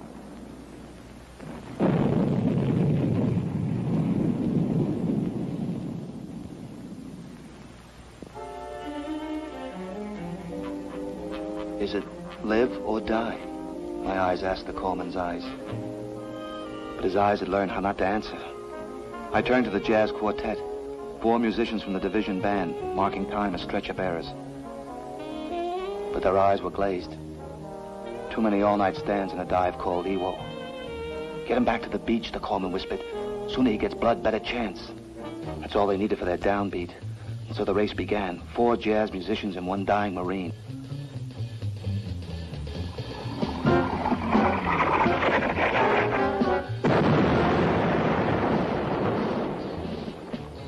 Percussion got a little loud, one said, and they picked up the beat again. Faster, boys, faster, I wanted to say, but I didn't have the strength. Neither did they. But they never stopped, playing it by heart, the same sad song 100 times a day. Yet as they neared the beach, they soared like it was payday, a jam session, Carnegie Hall. For me, it ended on a happy note. I could feel life flowing back into my veins. Soon I was on my way to the ship. There was soft sack, hot chow, a woman's voice. Now there were tears in my eyes. Cheer up, the coxswain said. You got it made, a stateside ticket.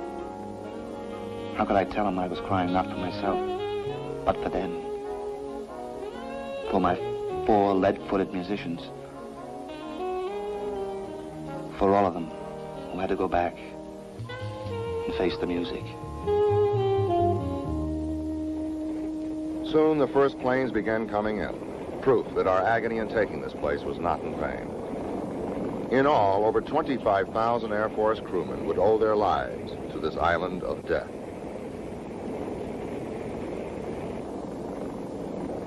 After 4 weeks of combat, of the 21,000 Japanese on Iwo, 20,000 had followed their code and chosen death, by our hands or their own.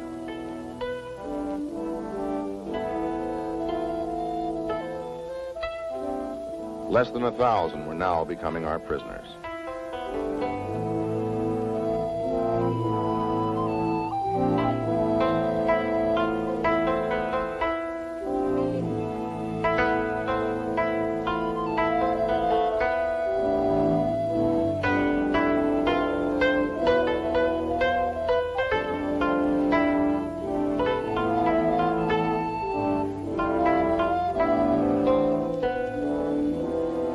Many surrendered only because they were too weak to kill themselves.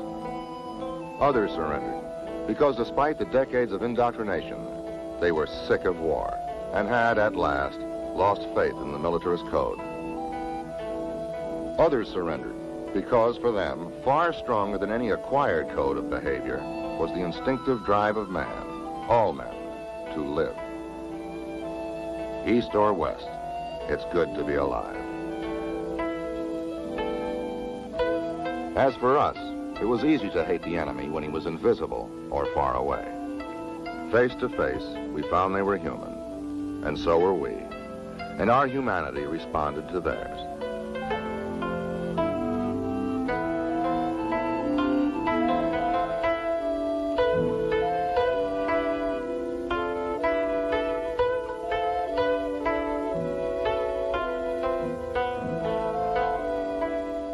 We even gave them our blood.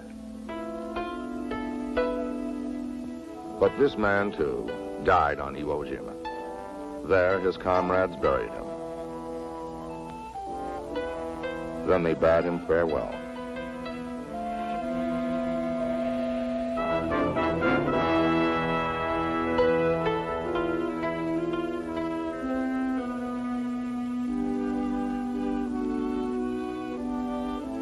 We, too, said our farewells. The death of a fellow Marine is a death in the family. And we could not quit this hated island until we said goodbye to those we knew so well and loved so deeply.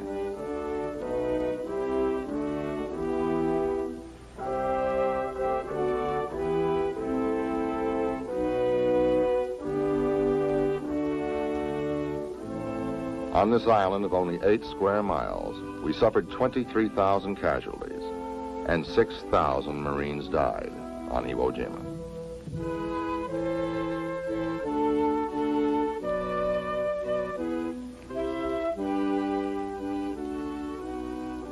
Many graves bore the inscription, "One more Marine reporting, sir. I've served my time in hell."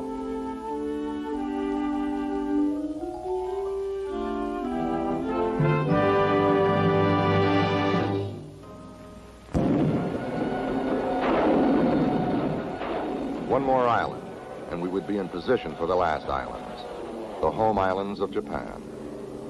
But over Okinawa, there was a terrible new weapon, the kamikazes, suicide pilots determined to crash with their explosive-laden planes on the decks of our ships.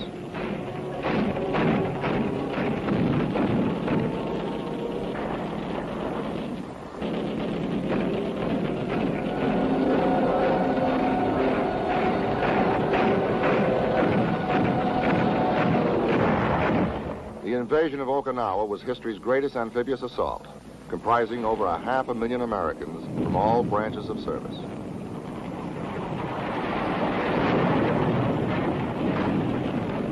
Surprisingly, our landing was unopposed.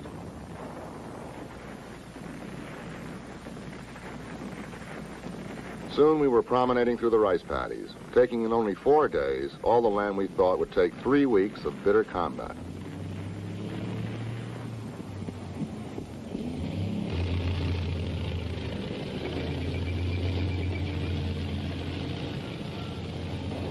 But the enemy had saved his forces for a last-ditch stand on a mountainous line across the southern half of the island.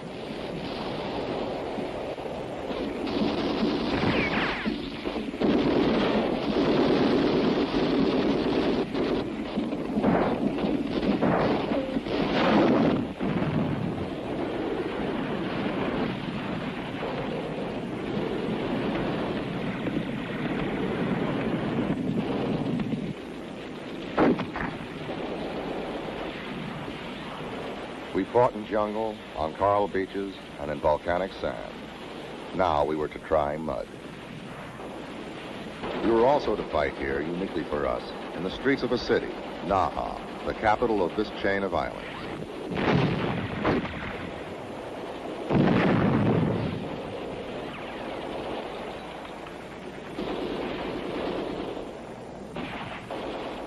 After the fame of the flag raising on Suribachi, we wanted to be ready for all eventualities. So throughout 83 days of vicious combat on Okinawa, almost every company commander secreted a flag in his helmet. Thus, we were ready for the series of flag raisings that signaled the taking of the enemy's strongholds. These moments of triumph were achieved at the cost of 50,000 American casualties. Yet the distinguishing characteristic of Okinawa was the gentle Okinawans, who had never waged war in all their history, nor ever made or carried a weapon. They were now the innocent victims of history's most terrible war. While we were trying to bring back a semblance of peace to these pastoral people, we learned that a B-29, taking off from an island that we had captured, had dropped a new kind of weapon on the enemy's home island. The war was over. For us, for our enemies, and most important of all, for innocent children who would no longer have to tremble.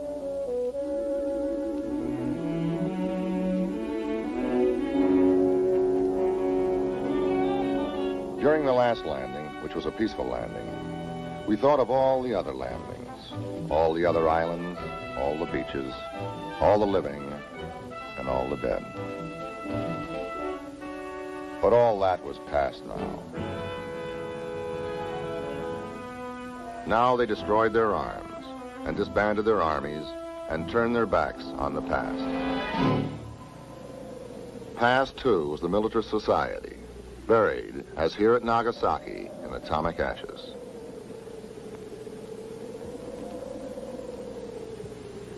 In our plan for the amphibious assault on Japan, we had anticipated that 1 million Americans would have become casualties, and that at least 2 million Japanese soldiers, following their code, would have chosen death.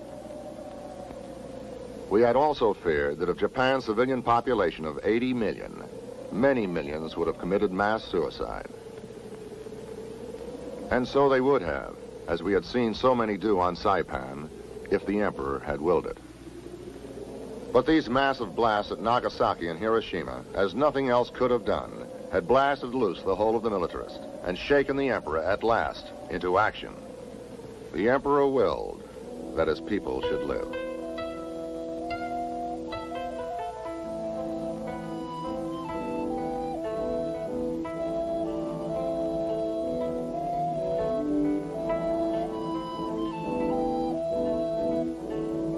In the past, each Japanese had been bound to the next in a web of allegiances centered in the Emperor. Now the web was weakened, and so were the old loyalties. But the Japanese worship of success and their habit of loyalty to those in power persisted. We were the success, and ours was the power.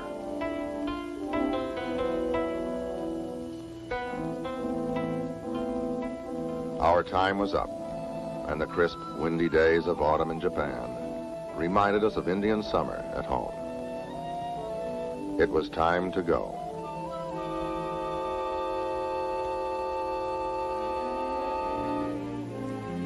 Peace. That's going to take some getting used to. Got to start eating like a gentleman. Stop belching. Stop cussing. Stop drooling every time a skirt goes by. Or hitting the deck whenever the screen door slams. Got to get this chip off my shoulder. Stop thinking of them and us. So what if civilians never heard a sniper's bullet or a buddy cry for the corpsman? Doesn't make them any less a man. Only there'll come a time when the boss is chewing me out and I don't answer back, or I'm doing some other chicken thing just to meet the mortgage. When I'll remember and get this glow, this crazy pride that once I, me, second stringer, nobody me, passed the test. I fought in combat, and though I cried, I didn't run. I served my time in hell, and I got back alive. Once I'll remember I was a combat soldier. Once, by God, I was a Marine.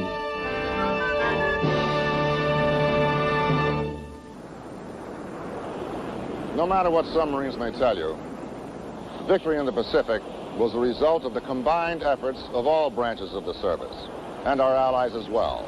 But indisputable was the combat record of the Marines, and their amazing esprit de corps.